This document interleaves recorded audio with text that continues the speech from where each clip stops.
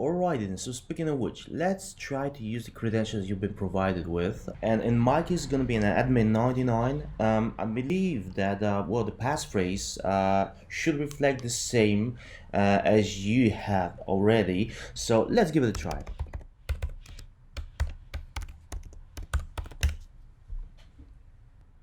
Alright, perfect, and we're in.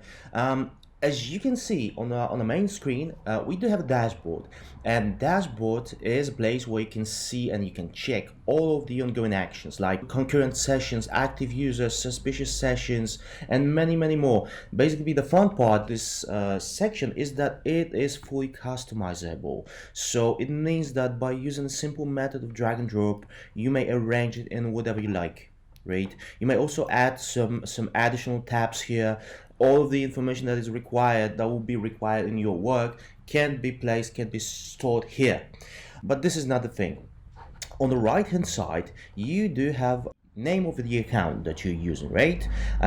And there is a small arrow, and we do have drop-down menu with a list of available languages, a pretty vast database, and we may upload additional languages. So in case if something is not available, don't be afraid of it. We'll be able to arrange it in a proper way. Second thing that I would like to show you is that question mark, because this is not only the icon. No. By clicking it, you'll be redirecting to the database, the knowledge base about the functionalities of our system. It will also give you definitely an answer in case of any kind of queries or concerns. So a quick guide of how to start with our system, how to properly configure each of the available and necessary items.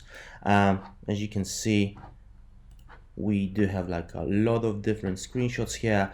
Probably it will be modified. We'll have to alter it because the new version is on its way, but for the time being, it seems that is the most accurate knowledge base about the Fudo PAM system.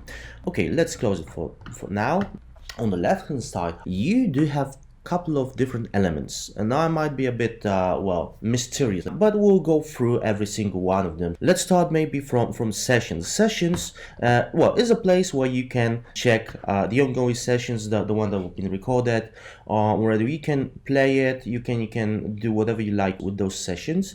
Also, if the OCR is enabled, you can check if concrete phrase was used by the user, but I will show you that later on. Today, however, I would like to focus on a main task, which is creating a new user.